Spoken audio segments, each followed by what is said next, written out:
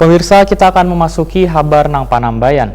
Pada masa kampanye pemilihan kepala daerah serentak tahun 2020, warga diminta bijak dalam menggunakan media sosial, lantaran hampir setiap menit beredar di media sosial berbagai tayangan masing-masing tim pemenangan maupun warga yang dianggap kada layak untuk ditayangkan. Nah pemirsa, berikut kabar lebih lengkapnya.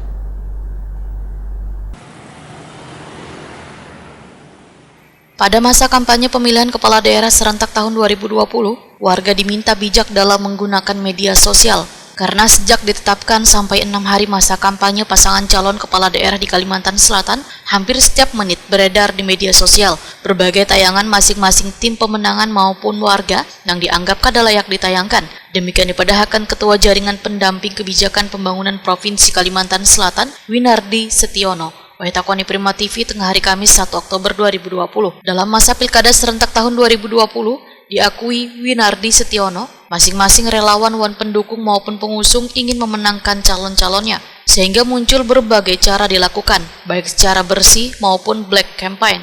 Namun alangkah baiknya mencoba belajar berjiwa besar agar persaingan menjadi sehat. Menurut Winardi Setiono, kini warga sudah bisa melihat kemampuan wan prestasi bubuhan paslon.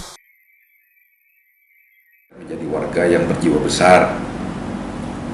Kalau masalah memilih paslon itu kan bisa kita nilai daripada prestasinya mereka kan. Ya walaupun tidak semua paslon sama ya kan, punya prestasi yang bagus, tapi ya dari kita masing-masing, ya dari diri kita sendiri lah, mana sih arahnya yang harus kita pilih. Ya. Artinya masyarakat harus bijak Bang lah selama kampanye ini. Ya harus bijak itu. Jangan jadi bumerang. Jadi kebiasaan-kebiasaan buruk itu sudahlah mulai ditinggalkan, karena kita kan hidup dalam new era ini kan, new normal ini. Nah, ya termasuk juga tadi masalah datang ke TPS untuk memilih. Ya karena ini berjalan dan kita melaksanakan demokrasi kita, ya sebaiknya menggunakan protokol kesehatan dengan baik.